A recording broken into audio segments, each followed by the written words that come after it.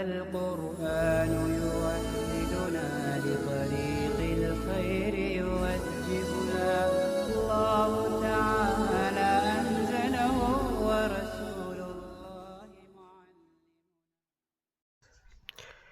بسم الله الرحمن الرحيم.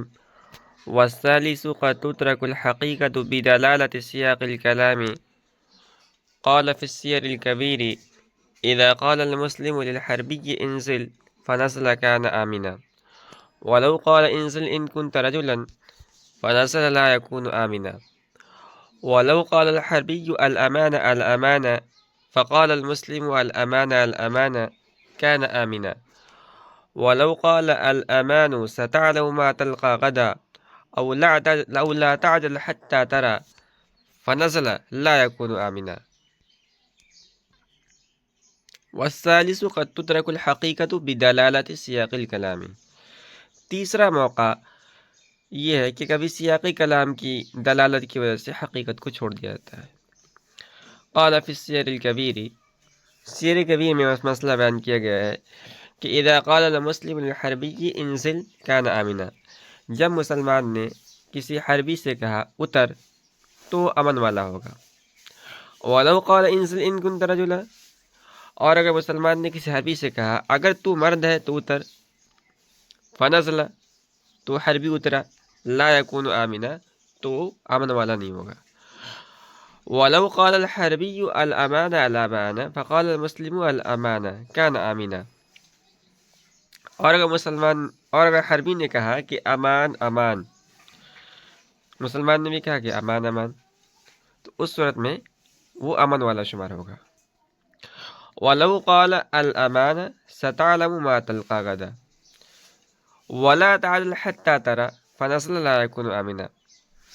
اور اگر مسلمان نے کہا کہ امان عن قریب تم جان لو گے تم کل کس چیز سے ملو گے اور تو جلدی مت کر یہاں تک کہ تو دیکھ لے، پھر وہ طرح ہے بھی تو امن والا شمار نہیں ہوگا. تیسرا موقع ہے جہاں کلام کے حقیقی معنی متروک ہوتے ہیں، اور وہ یہ ہے کہ سیاق کلام کی دلالت کی وجہ سے بھی کلام کے حقیقی معنی کو چھوڑ دیا جاتا ہے. سیاق کلام کا مطلب یہ ہے کہ ایک ایسا کلام لایا گیا ہو جس کے ساتھ لفظی قرینہ ملحق ہو. حضرت امام محمد رحمۃ اللہ علیہ نے سیر کبیر میں چند مسائل ذکر کیے ہیں جو اس موقع کی مثال بن سکتے ہیں. حضرت امام محمد رحمۃ اللہ نے ایک مسئلہ تو ذکر کیا ہے کہ مثال کے طور پر اگر مسلمان اور حربی یعنی کافروں کے درمیان لڑائی چل رہی تھی اور کفار قلعہ بند ہو گئے تھے، قلعہ کے اندر محصور تھے، اور کسی مسلمان نے کسی حربی سے کہا کہ انزل یعنی قلعے سے اتر جاؤ، تو امام محمد رحمۃ اللہ کہتے ہیں کہ یہ حربی کے لیے امان ہوگا. لیکن کسی مسلمان نے یہ الفاظ استعمال کیے کہ انزل ان کنت رجلا، اگر تو آدمی ہے مرد ہے تو اترا، اور پھر وہ قلعے کی طرف جا کھول کر اتر آیا حربی، تو اس کلام سے حربی کے لیے امان ثابت نہیں ہوگا، کیونکہ اس کلام کے حقیقی معنی اترنے کی اجازت دینا ہے. یعنی مسلمان اس کلام کے ذریعے حربی کو اترنے کا حکم دے کر اس کو امان دیتا ہے، لیکن یہ معنی ان کنت رجلن کے قرینے سے متروک ہے، کیونکہ ان کنت رجلن ایسے موقع بولا جاتا ہے جب یہ ظاہر کرنا مقصود ہو کہ مخاطب اس فعل سے عاجز ہے جس سے ان کنت رجلن متصل ہو. ہمارے اردو کے اندر بولتے ہیں کہ اگر تو نے ماں کا دودھ پیا ہے تو اتر، اگر تو آدمی ہے تو سامنے آ. تو خلاصہ یہ ہے کہ یہ کلام ان کنت رجلن کے قرینے سے مجازن زجر و توبیخ پر محمول ہوگا، اور متکلم کی مراد یہ ہوگی کہ اگر تو مرد ہے اور تجھ میں جرأت ہے تو اتر کے دیکھ. اسی سے ملتا جلتا مسئلہ یہ ہے کہ اگر حربی نے جو محصور ہے قلعے کے اندر اس نے کہا الامان الامان کہ مجھے امان دے دو، مجھے امان دے دو، مسلمان نے کہا الامان الامان یعنی میں نے تجھے امان دے دیا، تو اس کلام سے حربی محصور کے لیے امان ثابت ہو جائے گا. لیکن مسلمان نے جواب میں یہ کہا کہ الامان ستعلم ما تلقى غدا ولا تعجل حتى ترى، امان ہے تجھے معلوم ہو جائے گا کل تجھ کو کن مسائل سے سابقہ پڑے گا، اور تو جلدی نہ کر، تو میری بہادری اور میری مثال دیکھے گا. اس کلام کے بعد اگر وہ محصور حربی قلعے سے اتر آتا ہے تو اس کے لیے امان ثابت نہیں ہوگا، کیونکہ یہاں بھی جو الامانہ سے ملا ہوا جملہ ہے ستعلم ما تلقى غدا ولا تعجل حتى ترى، اس قرینے سے الامان کے حقیقی معنی یعنی امن دینا یہ متروک ہوں گے، اور یہاں بھی ستعلم ما تلقى غدا ولا تعجل حتى ترى اس قرینے کی وجہ سے یہ کلام مجازن زجر و توبیخ پر محمول ہوگا۔ وَلَوْ قَالَ اشْتَرِ لِي جَارِيَةً لِتَخْدِمَنِي فَاشْتَرَى الْعَمْيَاءَ أَوِ الشَّلَّاءَ لَا يَجُوزُ وَلَوْ قَالَ اشْتَرِ لِي جَارِيَةً حَتَّى أَطَاعَهَا فَاشْتَرَى أُخْتَهُ مِنَ الرَّضَاعِ لَا يَكُونُ عَنِ الْمُؤَكِّلِ وعلى هذا قلنا في قوله عليه السلام إذا وقع الذباب في طعام أحدكم فانقلوه ثم انقلوه فإن في إحدى جناحيه داء وفي الأخرى دواء وإنه ليقدم الداء على الدواء دل سياق الكلام على أن المقل لدفع الأذى عنا لا لأمر تعبدي حقا للشرع فلا يكون للإيجاب ولو قال اشتر لي جاریة، اور اگر کسی نے یہ کہا کہ تو میرے لیے بانی خرید لتخدمنی تاکہ وہ میری خدمت کرے، موکل نے کہا فاشترى العمياء أو الشلاء تو اس کے وکیل نے نابینا یا اپاہج بانی خریدی لا یجوزو تو یہ شرع جائز نہیں ہوگی۔ ولو قال اشتر لی جاریۃ حتی اطاها،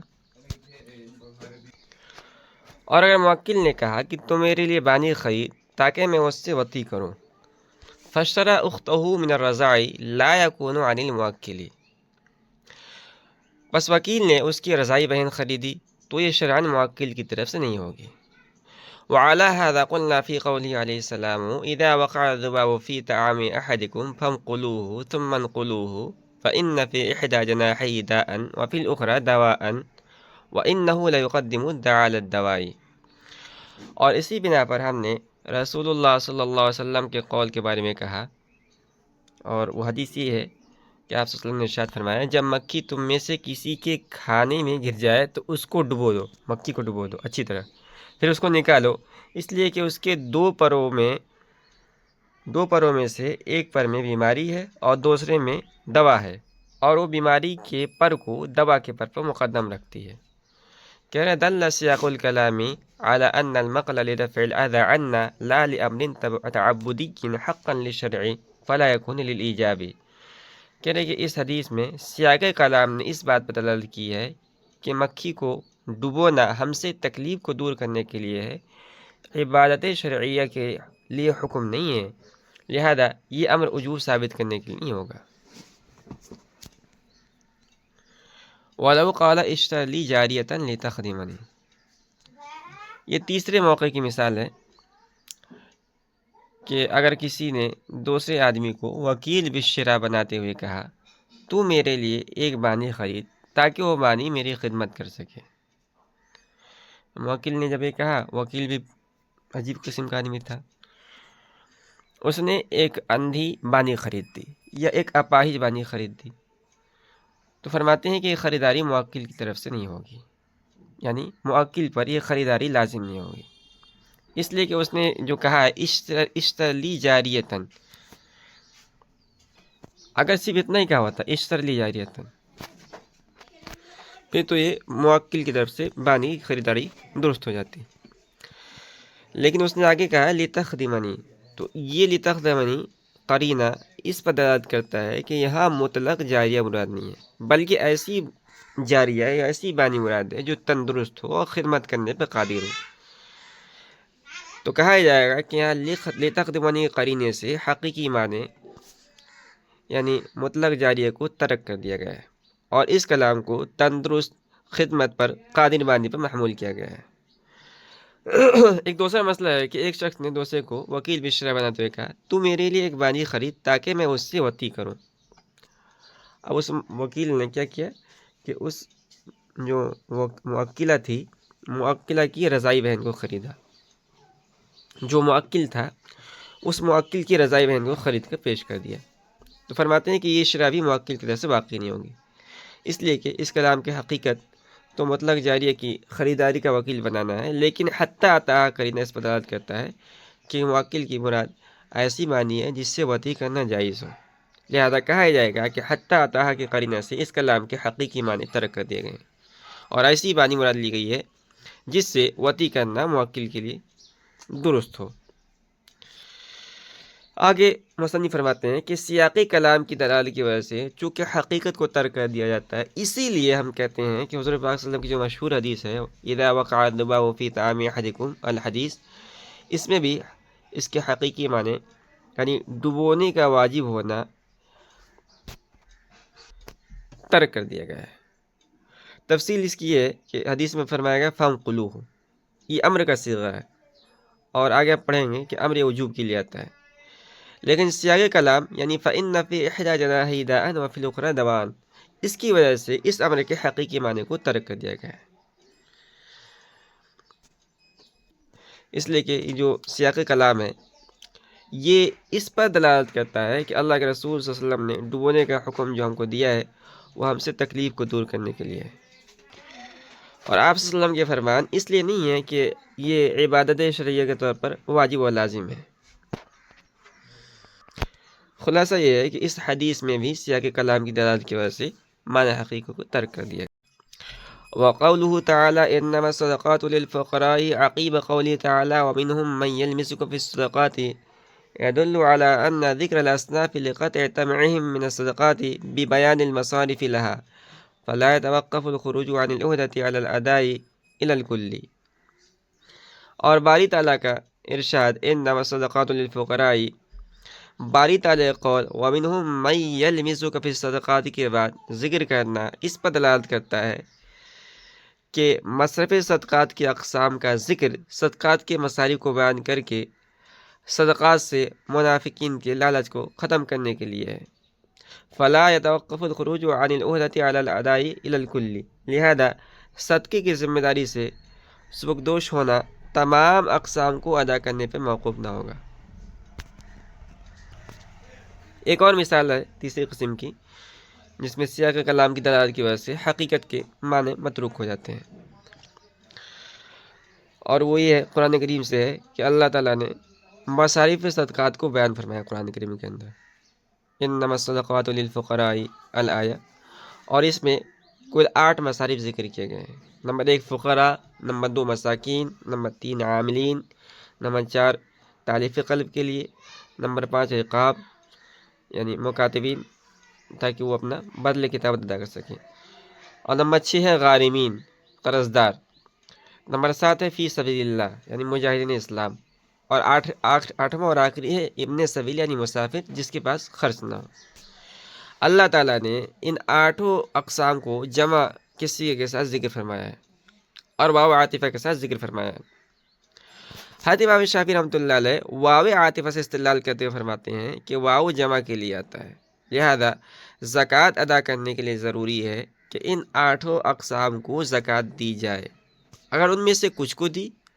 اور کچھ کو نہ دی تو حضرت امام شافعی رحمۃ اللہ علیہ کے نزدیک زکوٰۃ ادا نہیں ہوگی۔ اسی طرح حضرت امام شافعی رحمۃ اللہ علیہ صیغہ جمع سے استدلال کرتے ہوئے فرماتے ہیں کہ ہر قسم کے کم از کم 3 افراد کو دینا ضروری ہے۔ اگر کسی بھی قسم کے 3 افراد سے کم افراد کو زکوٰۃ دی گئی تو زکوٰۃ ادا نہ ہوگی۔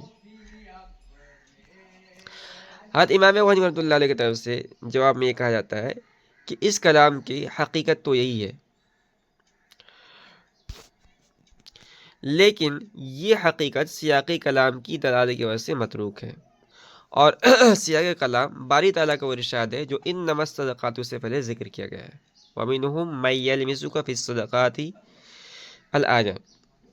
جس کا خلاصہ یہ ہے کہ بعض منافقین ایسے ہیں جو صدقات کی تقسیم کے سلسلے میں آپ کو مطعون کہتے ہیں،